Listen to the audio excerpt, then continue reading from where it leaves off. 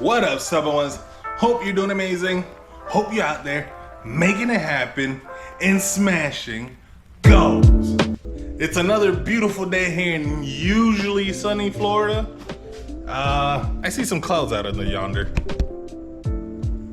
But the people want Type R content. And I'm a man of the people. So let's give the people what they want. Let's give the people some Type R content. If you saw my last video, I picked up myself a nice little 96 Honda Integra Type R. That's right, JDM, right-hand drive. This thing is a beauty. And if you're new to the channel, this is my 91 Nissan Skyline GTR. It's down and out right now, but at 1,000 subscribers, we're going single turbo, baby. That's right, I said it. And in more news, the Integra is actually officially mine. But before I go out test driving it, I'll call it, in Mexico, there's something that we definitely have to do, and it's basic maintenance. And that goes for you too. If you ever buy a used car, make sure the first thing you do is check the oil, change the oil, brakes, spark plugs. Because unless you ask, or unless you know the previous owner and trust them, you never really know when the last oil change or brakes, stuff like that, basic maintenance. I'm a little crammed here. Gonna have to back that thing up. Look at the red Recaro seats looking all pretty, oh my gosh. So today we're gonna do the oil change and I'm gonna clear some things up, hopefully for some people, because seems to be a lot of confusion about the oil confusion, questions about the oil filters and such. So let's see if we can clear some of those up. The coolest thing about 90s Japanese cars, even though it's stick, you don't need to put your foot on the clutch to turn them on.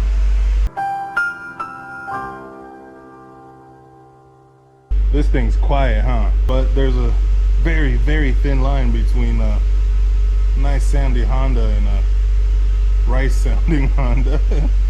So we gotta be careful. I'm gonna do some research on what we can do about that. Ooh-wee, Honda, you look good. Won't you back that thing up? Hopefully it doesn't start raining on me. I'm gonna be so sad. There she is, B18C. Yes, sir. It's a little rough, huh?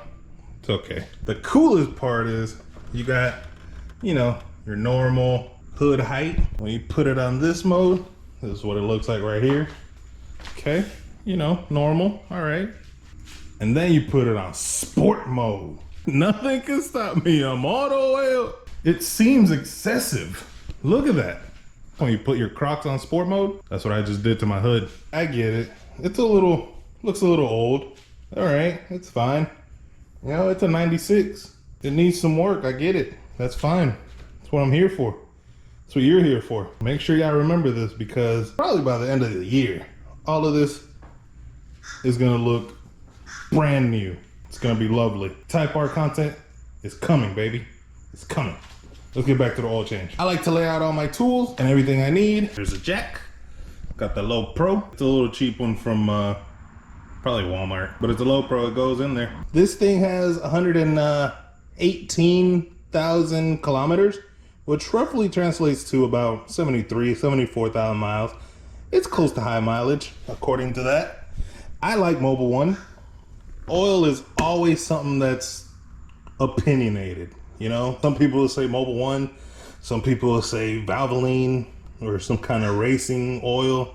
This is my first oil change on this vehicle. The plan is actually to change the oil, and in about 2,000 miles, I'm gonna change it again. In those 2,000 miles, which I'm not gonna be driving it all the time crazy. It's just gonna be, you know, fun driving. I'm not racing or anything. Not the cap.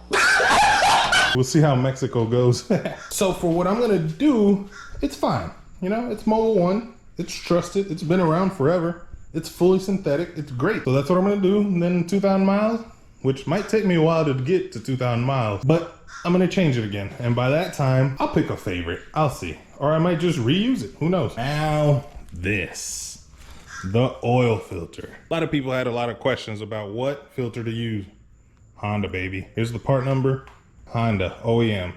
I actually found it at O'Reilly's. Freaking O'Reilly's rocks. Great group of guys that work out there in O'Reilly's. I love doing that. Everything here was in stock. And like I said, I'm not biased to the Mobile One.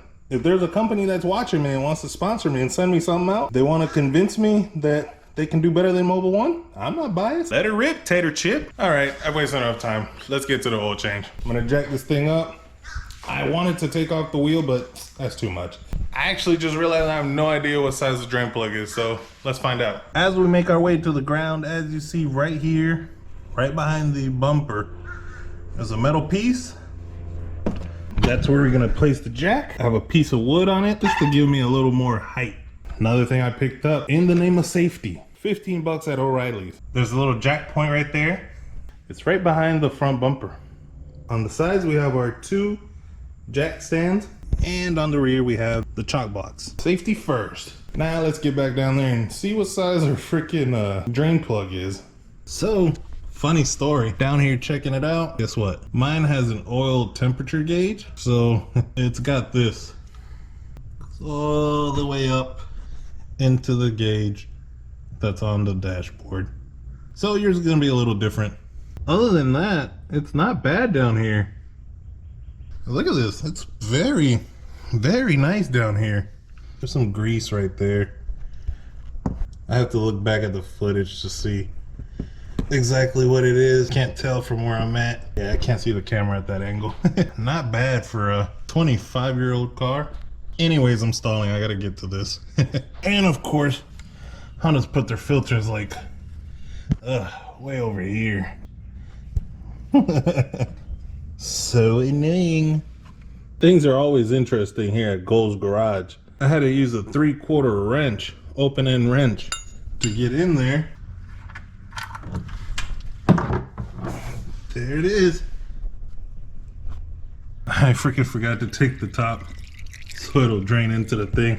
I freaking forgot to take this. What the hell? So much for wearing gloves. While it's draining down there, we're gonna take the oil cap off so it'll drain better. Now we gotta get the oil filter out. Here's another part that I picked up, the oil filter cap wrench. This is the size. I know the Honda filter is gonna use it. I don't know what's in there right now, but I'm sure it'll be about the same size.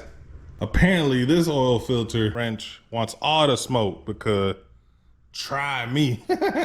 You can catch this fade if you want. Here's what I had. This is the old one, so joke's on us. Everyone's over here freaking arguing about what filter to put in there, and over there in Japan, they don't give a shit. Autoland, what the hell is that? Here's what we're replacing it with though. New filters in, now the good stuff's going in. Some said 4, some said a little bit more than 4. I put some in the new oil filter as well. I'm gonna go 1, 2, 3, and some. Stop around here, turn it on, let it do its thing for like a minute, make sure there's no leaks, check the oil levels, and then refill if needed. Ooh, look at that precision. Skill, precision, determination. Ooh, ooh, ooh, ooh, ooh, oh! Perfect. Now, if you know you don't have that precision, skill, and determination like I do, do this. See that? I caught the little drip. Got your drip right away. All right, everything's topped off. Giggity. Let's have some. Moment of truth.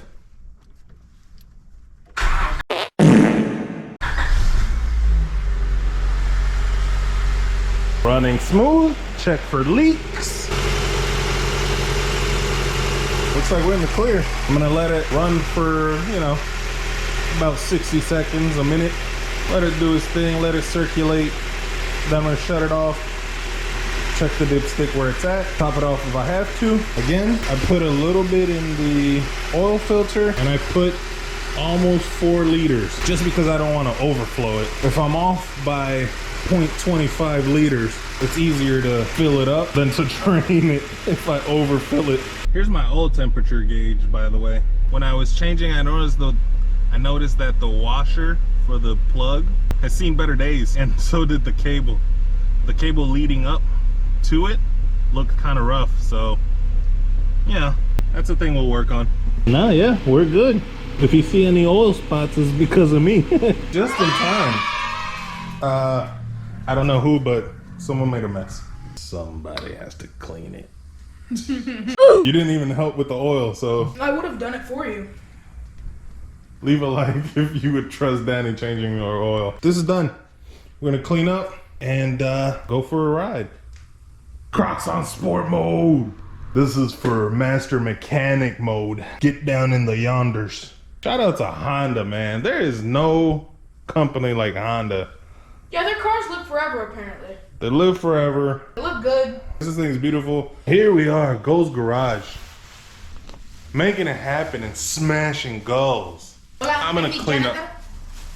I'm the janitor. Home Run Danny, a man of many talents. I don't even know what kind of accent is that even. I don't know, but I hit home run. You heard it here first. He hits home runs. Well, looks like beautiful sunny Florida, usually sunny Florida, decided for me after cleaning up, resting for a little bit. We were gonna go for a test drive, but started raining. Sorry, Honda boys. We're gonna have to save this dance for later.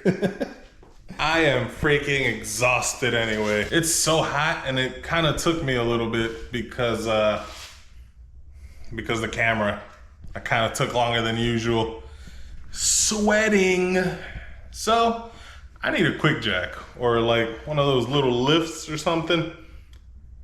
That'd be cool. Hopefully that answers some questions because when you Google Honda Integra oil, it's all over the place. Just so many answers and just so confusing. This should help any new Integra owners. JDM, because obviously the USDM one's gonna be easy. Thank you for watching. There's some Integra Type R content. Make sure you smash that subscribe button. Make sure you hit the notification bell to be part of the Noti gang. So every time Integra Type R content is dropped, you don't miss out on my goofball shenanigans. See you on the next one. Sayonara, puto.